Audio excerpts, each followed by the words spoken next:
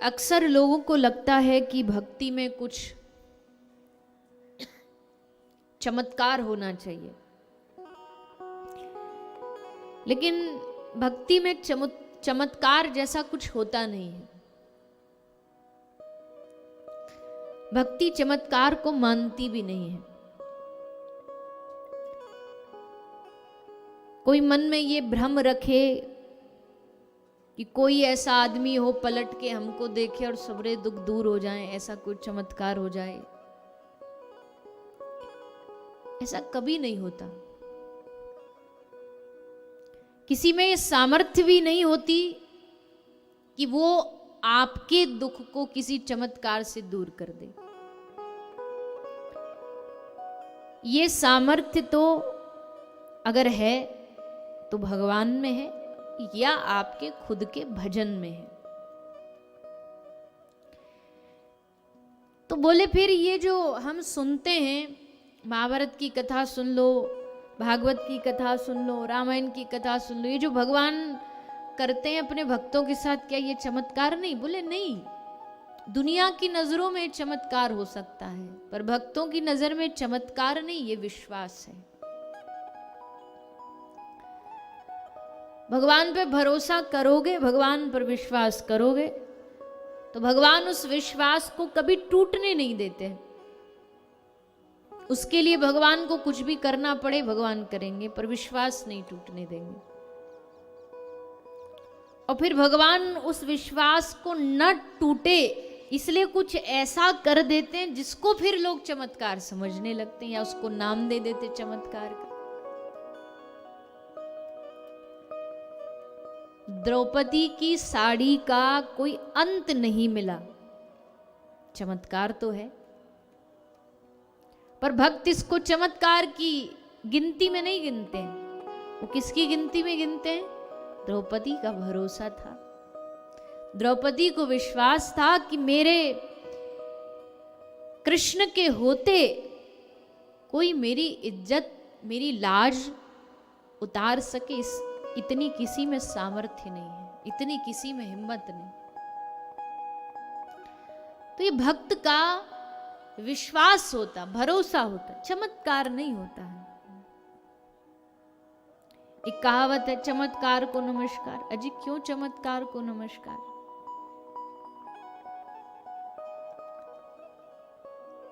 भगवान अपने जनों के साथ, अपने भक्तों के साथ खेल खेलते रहते हैं, कुछ ना कुछ खेल करते रहते हैं।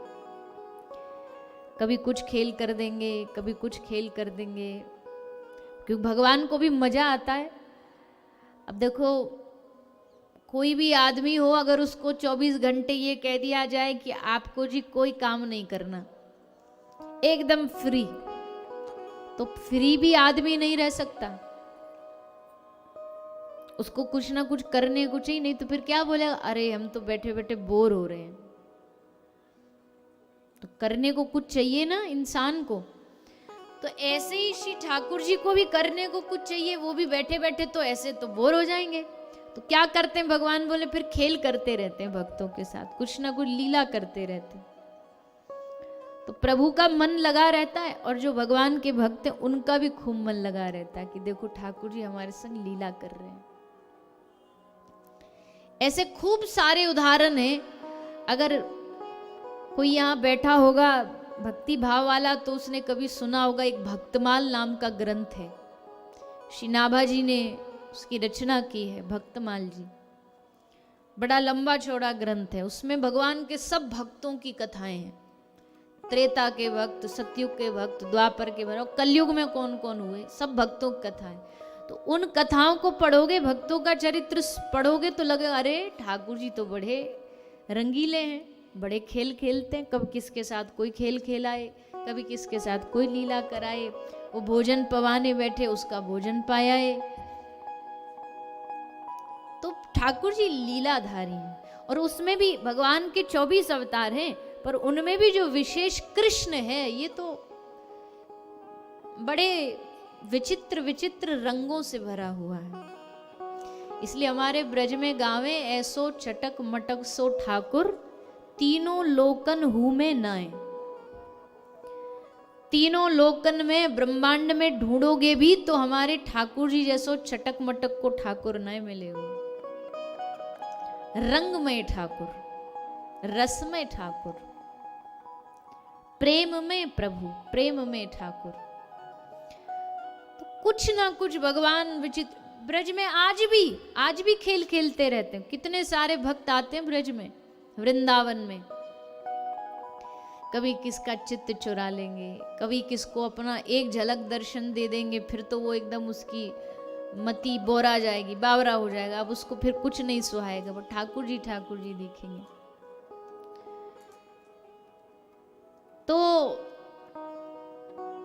भगवान भक्तों के साथ लीला करते हैं और उसी में भक्तों को रस आता है। और महाभारत उसका एक सबसे बड़ा उदाहरण है।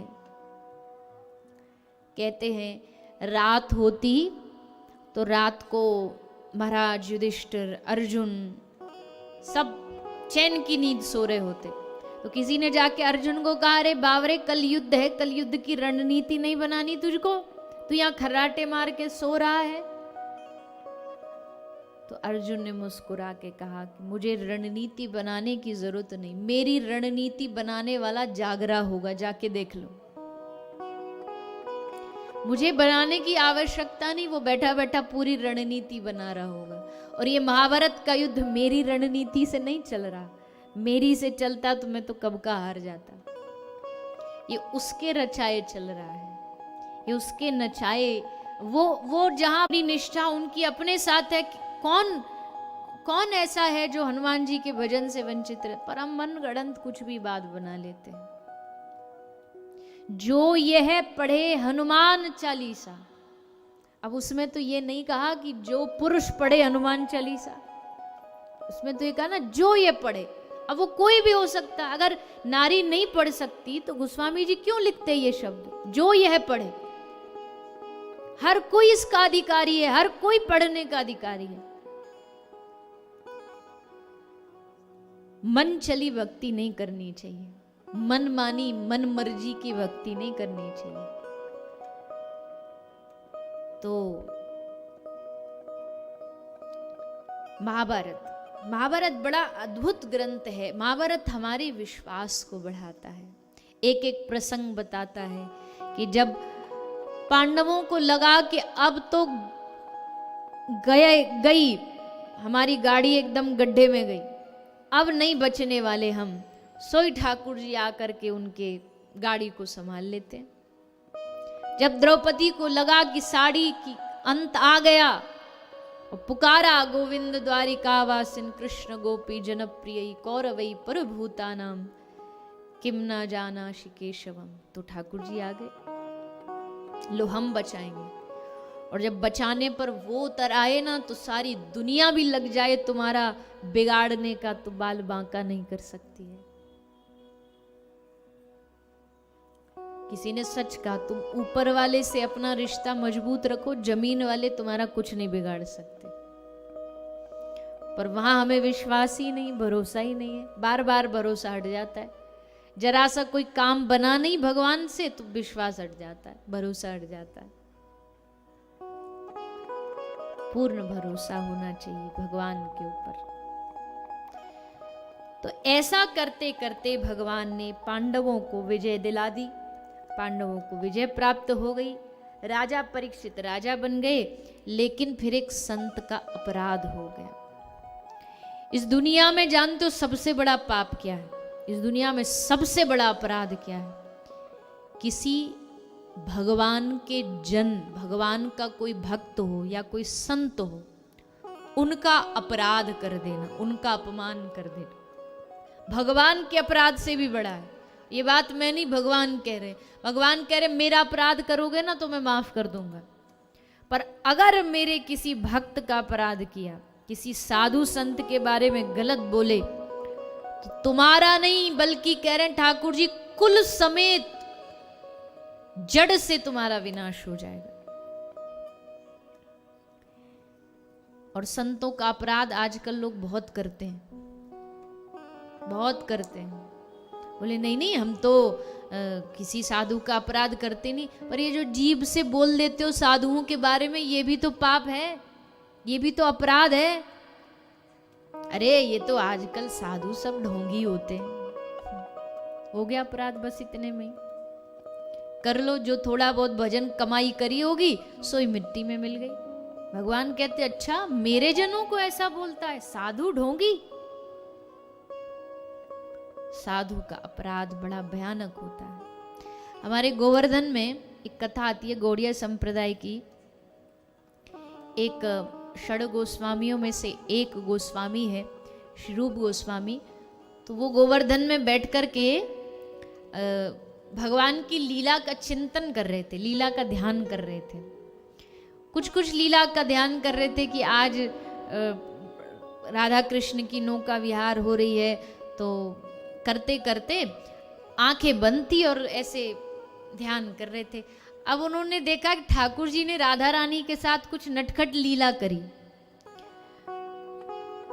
कुछ नटखट लीला करी, तो उसको देख करके गोस्वामी जी को हंसी आ गई, तो हंस दिए। और वो लीला देख रहे थे, लीला देखते देखते हंस दिए। तो वहीं सामने से एक वैष्णव जा रहे थे जिनका नाम था खंजन दास जी। वो वहां से निकल के जा रहे थे और खंजन दास जो थे वो विकलांग थे, तो जब चलते थे तो एकदम टेढ़ा टेढ़ा चलते थे। तो जैसे खंजन दास जी वहां से उनका निकलना हुआ और इनका हंसना हुआ। ये हंस तो यूं रहे थे ठाकुर जी की लीला देख के, और खंजन दास जी को लगा हमारी विकलांगता पे हंस रहे हैं, हम टेढ़ा टेढ़ा चल रहे इसलिए हमारा उपहास उड़ा रहे, मजाक उड़ा रहे। सो ये हो गया वैष्णव अपराध, भक्त अपराध। अब गोस्वामी जी भजन करने बैठते, आंख बंद करके चिंतन कर, ठाकुर जी दिखते ही नहीं। वैष्णव अपराध कितना सूक्ष्म होता है ना, ये कथा बताती है कि अब आंख बंद करके देखे, दिखे ही ना भगवान। बार बार फिर कोशिश करते, फिर ना दिखे। तो किसी अपने और साथ के साधुओं से जाकर कहा महाराज ऐसी ऐसी हमारे साथ तो ये गड़बड़ हो रही है। तो उन्होंने कहा तुमने किसी वैष्णव का अपराध किया जरूर, तभी तुम्हारे मन से भजन भाव सब हट गया। बोले हम कैसे पता लगाएं कि किसका अपराध, क्योंकि हमने जानबूझ के तो किया नहीं, अनजाने में हो गया तो कैसे जाने। तो साथ वाले गोस्वामी जी ने उनको सुझाव दिया, एक काम करो भंडारे का आयोजन करो और गोवर्धन के सब साधुओं को बुलाओ, सब वैरागी वैष्णवों को बुलाओ, सब आएंगे, पर जो तुमसे नाराज होगा वो नहीं आएगा। समझ लेना तुमसे उसी का अपराध हुआ, वो रूठा हुआ होगा। तो गोस्वामी जी ने कहा ठीक। उन्होंने भंडारा किया, सब आए, पर उस दिन खंजन दास जी नहीं आए। तो गोस्वामी जी समझ गए कि हमसे कुछ गड़बड़ हुई, तो उनके पास गए, जाके पूछा तो उन्होंने सब बता दिया कि ऐसे ऐसे हम जा रहे थे, आप हंस दिए। गोस्वामी जी ने कहा अरे हद हो गई, हम तो ठाकुर जी की लीला को देख करके हंस रहे थे, लेकिन फिर भी हमारे उस इतने से गलती से भी लगा कि हमसे कोई भक्त अपराध हुआ, तो देखो उसका फल देखो कि हमारा पूरा भजन नष्ट हो गया। गलती से भी करने से भजन नष्ट हो जाता, तो फिर हम जैसे लोगों का क्या, जो जानबूझ के दिन रात करते रहते, किसी भी साधु के लिए कुछ भी बोल देते हैं। भैया अच्छा नहीं बोल सकते कोई बात नहीं, पर कम से कम बुरा नहीं बोली, किसी भी संत के लिए बुरा नहीं बोली। कोई ऐसा उदाहरण आ भी गया कि भाई किसी संत के व्यवहार चरित्र में कुछ गलतियां दिख भी गई, तो भी ये सोचिए भगवान की लीला है कुछ ना कुछ। भाई पूर्व की कथा मैंने कहा अगर संतों में कोई कमी दिख भी रही है तो क्या सोचना चाहिए जानते हो? जैसे एक माता अपने बच्चे को खूब बढ़िया सजाती है, श्रृंगार करती है, खूब क्रीम लगाती है, पाउडर लगाती है, सर में तेल लगाती है, उसको खूब बढ़िया सुंदर श्रृंगार करती है, पर अब उसको कहीं नजर ना लग जाए उसके लिए क्या करती है? बोलिए ना। सजे धजे के ऊपर वो काला काजल लगा देती है, आंखों में लगाएगी मोटा मोटा काजल चाहिए, यहाँ काला टीका लगा देगी। काला टीका क्या है तो काला धब्बा, पर वो इसलिए है पहले खुद ही सुंदर बनाए और फिर उसमें काला टीका लगा दिया। क्यों? क्योंकि इसको किसी की नजर ना लगे। तो अगर कोई साधु है, साधु में बहुत गुण होते हैं, पर ठाकुर जी सोचते हैं इतने गुण देख करके कहीं हमारे साधु को नजर ना लग जाए, इसलिए एक दो गलतियां दुर्गुण भी दे देते हैं काले टीके की तरह कि इनको नजर ना लगे। एक आध कोई कमियां भी दे दी कि ये इसकी अच्छाई को देख करके कहीं लोग नजर ना लगा दे, इसलिए ठाकुर जी ने जानबूझ करके साधु में एक आध दुर्गुण दे दिया, कोई बात नहीं। पर हम उसकी 99 अच्छाइयों को छोड़ करके साधु में कोई कमी आ गई तो उस पे बस ध्यान लगाए रखेंगे, ये ऐसा है, ये वैसा है। 99 अच्छाइयों को भूल जाएंगे, एक कमी को बस देख देख करके उसके 99 अच्छाइयों को मिट्टी में मिला देंगे। तो भैया साधु तो साधु होते हैं। कागा से तोहे हंस करेंगे, तेरे मिट जाए उर के दाग रे, तेरी अच्छी बनेगी। संतन के संग लाग रे, तेरी अच्छी बनेगी। ध्रुव जी की बन गई, प्रहलाद जी की बन गई। जो जो संतों के संग लगा, देखो ध्रुव क्या से क्या बन गए। 5 वर्ष की अवस्था में भगवान को पा लिया। प्रहलाद जी की बन गई, एक राक्षस परिवार में पैदा होकर के इतना बड़ा भगवत भक्त बना। किसकी कृपा से? नारद जी की कृपा से। ध्रुव जी की बन गई, प्रहलाद जी की बन गई। तू भी हरि सुमिरन में लाग रे, तेरी अच्छी बनेगी। तो साधुओं की बड़ी महिमा है, संतों की बड़ी महिमा है। सबरी धरती को कागज बना करके, समुद्र को स्याही बना करके भी अगर कोई साधु की, संत की, गुरु की महिमा बताना चाहे तो बता नहीं सकता, इतनी महिमा है। पर भरोसा होना चाहिए साधु पर हमें नहीं है। कोई ये भी कह देना कि भैया गुरु बनाओ, तो कई लोग तो ऐसा उल्टा जवाब देते, बोले हम ही सबके गुरु हैं, हमको गुरु की क्या जरूरत है, हमारे तो माँ बाप ही गुरु हैं, हमारा तो पति गुरु है। हाजी, ये गुरु नहीं होते। संसारिक रिश्तों में आप शिक्षा गुरु बना सकते हो किसी को भी, जिससे जो शिक्षा मिले वो हमारा गुरु। आचार्य देवो भव, मात्र देवो भव, पितृ देवो भव, शिक्षा गुरु बन सकते हैं। लेकिन एक जो दीक्षा दे, जो कृष्ण नाम को आपके कान में बीज डाले, वो गुरु होना भी जरूरी है। हम ही सबके गुरु, ये भाव नहीं आना चाहिए।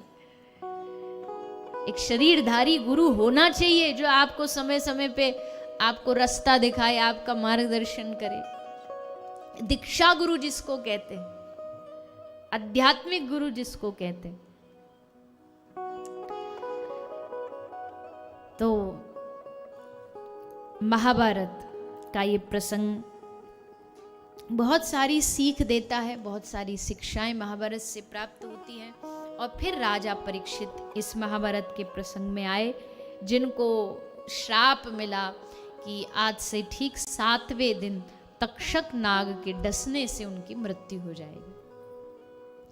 राजा परीक्षित ने सोचा, अगर 7 दिन हम घर रहे, परिवार में रहे, तो जो 7 दिन है ना, इसको परिवार वाले, संसार वाले दुखी कर करके हमारे 7 दिन को बर्बाद कर देंगे। किसी को कोई रोग हो जाए ना, किसी को कोई बीमारी हो जाए, कोई फ्रैक्चर हो जाए, तो जितने रिश्तेदार आएंगे, हर रिश्तेदार आके कहानी पूछेगा कैसे हुआ। अब वो बेचारा करहा रहा है, पर कहानी सुनानी पड़ेगी, कैसे हुआ, कैसे लग गई आपको। तो बोले जी नहा रहे थे, नहाते नहाते साबुन से पांव फिसल गया। अरे राम राम राम राम, सो दिखा नहीं था आपको? बोले नहीं दिखा नहीं था, जबरदस्ती पाम धर के हमने खुद अपनी खोपड़ी फोड़ी थी। अरे दिख जाता तो काय को गिरते वहां पे। और सांत्वना छोड़ो, सांत्वना देने के नाम पर आधी बीमारी तो आसपास वाले बढ़ा देते। ऐसे समय में परीक्षित जी ने सोचा, अगर हम घर रह गए तो आधी दुनिया तो हमें ये सुना सुना के ही मार देगी। अरे राम राम राम राम, 7वें दिन मरने वाले हो, कम से कम 7 दिन जो बचे ये तो ढंग से जी लें, ये तो शांति से, आनंद से जी लें।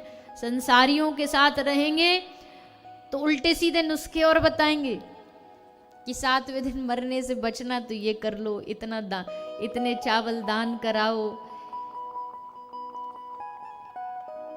मुझे इस संसार में नहीं, किसी साधु के पास जाना है जो मुझे ये बताए कि 7वें दिन मृत्यु तो फिक्स है, उसको नहीं बदलना, पर अब मैं क्या ऐसा करूं जो 7 दिन में उद्धार हो जाए। भगवान की प्राप्ति करनी है अब इन 7 दिन में। अब ये सब इधर उधर की बातों में नहीं चक्कर में फंसना।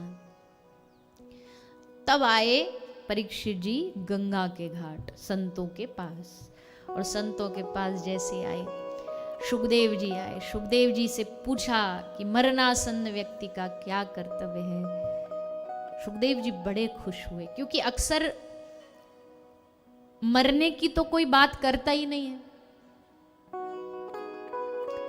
मरने की घर में परिवार में कभी भी कोई चर्चा नहीं करता। बताओ करता हो तो? मरने की कोई चर्चा करता है?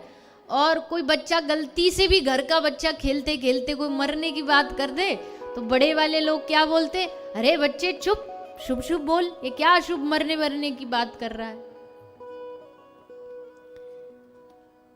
कैसे अशुभ हो गया मरना? तुम कोई परमानेंट कोई गारंटी कार्ड लेकर के आए हो कि तुम नहीं जाओगे दुनिया से? पर मरने पे चर्चा नहीं होती। चर्चा मतलब मरना है ये सोचते नहीं, ये तैयारी नहीं करते।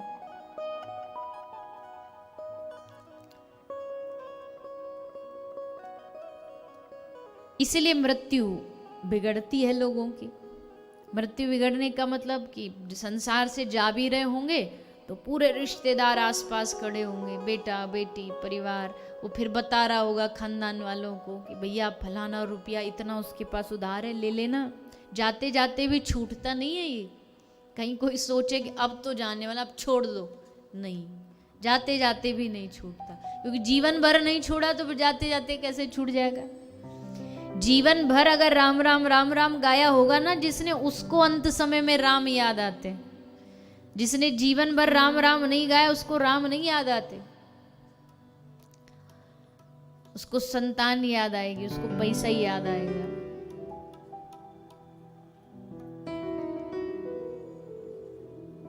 तो जीवन में इतना भगवान की भक्ति का नाम का अभ्यास हो कि मृत्यु के समय जिह्वा से भगवान नाम निकले।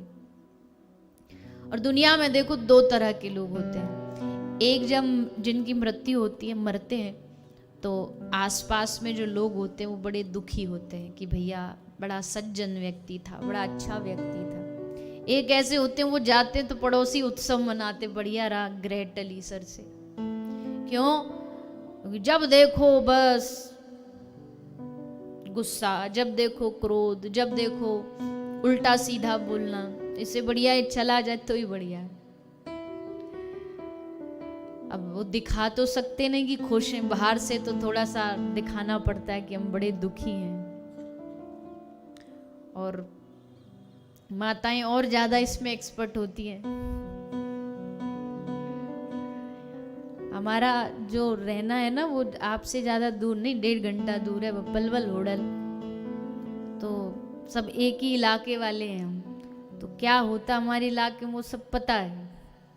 जब किसी की मृत्यु होती है, मृत्यु के उपरांत उसके रिश्तेदार आते हैं। मतलब जैसे बुआ आई तो बुआ अकेली तो आती नहीं, बुआ की और भी पड़ोसन आती हैं। अब पड़ोसनों को तुम्हारा परिवार वाला कोई चला गया उससे क्या लेना देना, उनको क्या उसमें दुख। पर अगर दुख नहीं दिखाएंगी तो सामने वाली बोलेगी देखो दुख नहीं दिखा रही। और ऐसा अपनी आंखों से मैंने देखा, पूरे रास्ता वो टम्पू में आएंगी, गरम गरम मूंगफली खाती आएंगी, बतराती आएंगी, तू चना लेगी, तू ये खाएगी, तू गज्जक खाएगी, सब आपस में बांटती खाती और मजाक करती आएंगी। तेरी बहू ऐसी, तेरी वो ऐसी, सब बातें करती आएंगी। और जैसे पहुंचेंगी ना वो जहां जाना है वो, सो ये एकदम सीरियस हो जाएंगी, एकदम मूड चेंज हो जाएगा, माहौल बदल जाएगा, चेहरा बदल जाएगा, चेहरा पे एकदम मुरझा के। और हमारे उधर और ज़्यादा बढ़िया सुविधा है, यहाँ हो सकता है बुलंदशहर का पता नहीं, और हमारे हरियाणा ब्रज साइड में तो और माताओं को सुविधा, वहाँ घूंघट करती हैं मैयाएं, और ज़्यादा उनको चांस बढ़िया मिल जाता। घूंघट में थोड़ी किसी ना किसको पता कि भीतर रो रही है कि हंस रही है, बस जोर जोर से आवाज लगानी है, हाय मेरे वीर, हाय मेरे वो, भीतर कुछ भी चल रहा हो। संसार को दिखाने के लिए कितना कुछ करते हैं लोग, बस संसार खुश रहे, संसार को लगे बड़ा दुखी है इनके जाने से, चाहे दुखी है चाहे ना दुखी है। पर समाज के कुछ व्यक्तित्व ऐसे होते हैं जिनके जाने से वास्तविकता में समाज में खालीपन हो जाता है। भगवान का भक्त जब इस दुनिया से जाता है तो एक तरफ तो खुशी तो होती है। खुशी क्यों? क्योंकि कभी भी देख लेना, साधु का जन्मदिन नहीं मनाया जाता है, साधु का हमेशा जो तिरोभाव, जिस दिन वो गए हैं, वो उत्सव मनाया जाता है, क्योंकि उस संसार को छोड़ के अब माया से परे भगवान के पास चले गए। लेकिन हृदय में एक दुख भी होता है कि भगवान का कितना प्यारा जन था, हमारे बीच था, उसका साथ मिल रहा था, संग मिल रहा था, वो चला गया। कोई राष्ट्रभक्त हो, देशभक्त हो, वो जब दुनिया से जाता है, विदा लेता है, तो लोग किस प्रकार उसकी शहादत, उसकी जो कोई अपने देश के लिए शहीद हो जाता है तो उसके लिए कितना हृदय से आभार व्यक्त करते हैं, आंसू बहाते हैं कि इसने अपनी जवानी को अपने राष्ट्र पर न्यौछावर कर दिया।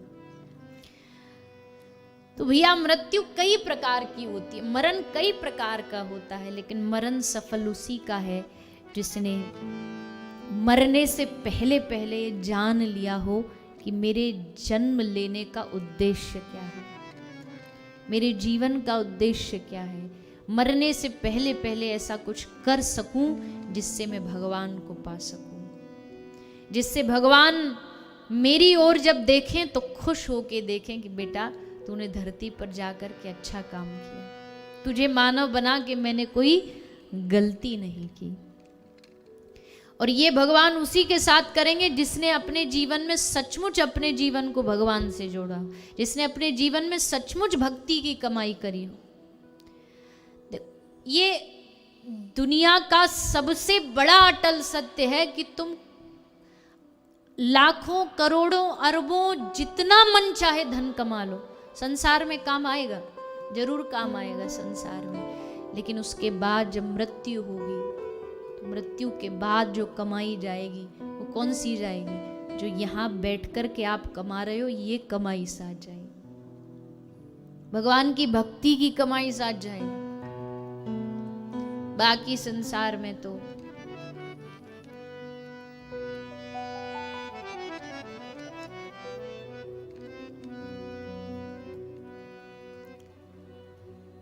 सज धज कर जिस दिन मौत की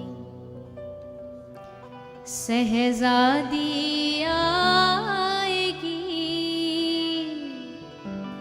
सहजादी आएगी,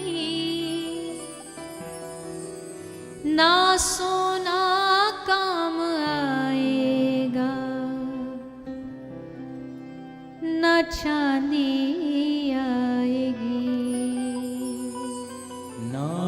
सोना काम आएगा, ना चांदी आएगी। मैंने बहुत दिनों से ये भजन गाया नहीं, कई सालों से, पर आपके जो रास्ता में आते ना ये वाली गली में तो हर रोज ये भजन याद आता है। या जैसे ही एंट्री करो तो दोनों तरफ लिखा है यहाँ अंतिम संस्कार का सामान मिलता है और पॉलिथीन में लकड़ियां भरी रखी हैं, दोनों तरफ लकड़ियों के ढेर हैं,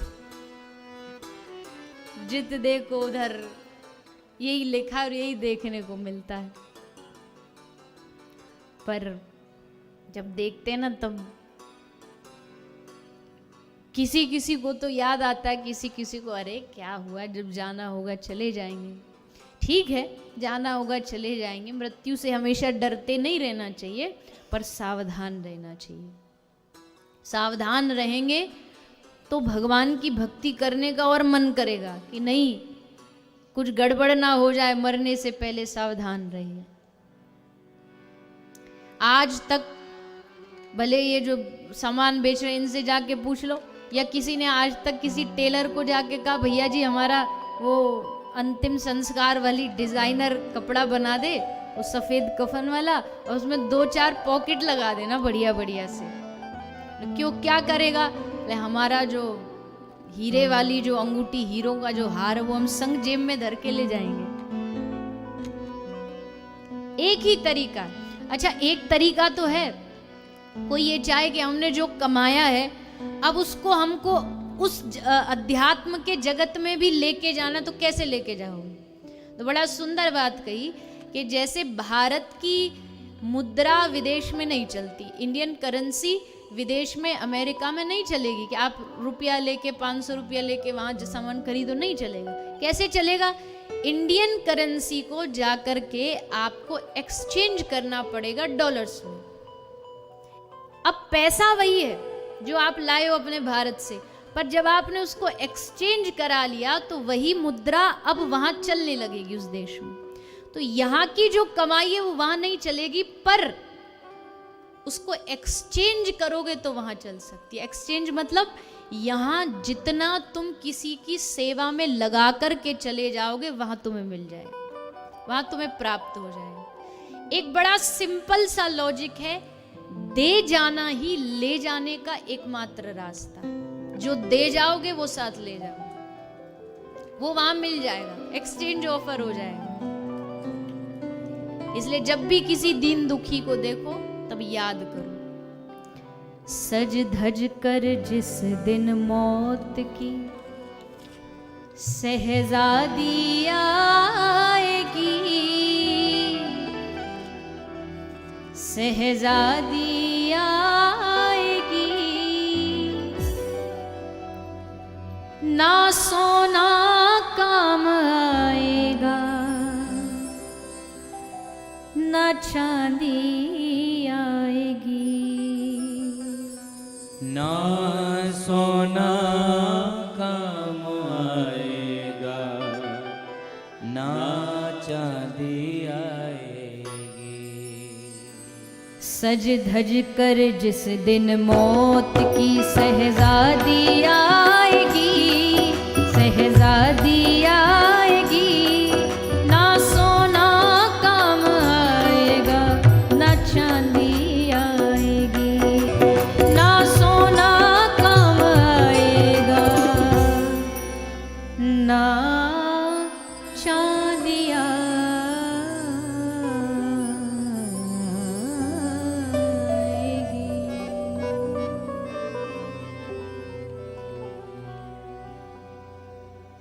अच्छे किए हैं कर्म तूने, पाया मानव तन, अंत समय भगवान का कर ले तू भजन।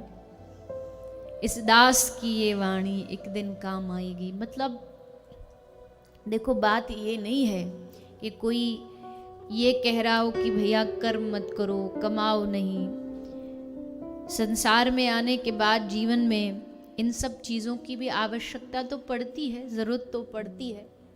आज 1000 प्रकार के रोग है, या तो आप पूर्ण प्रकार से 100% ठाकुर जी के समर्पित हो, तब तो भगवान फिर अपने आप जुगाड़ बना देंगे, पर उतना है नहीं।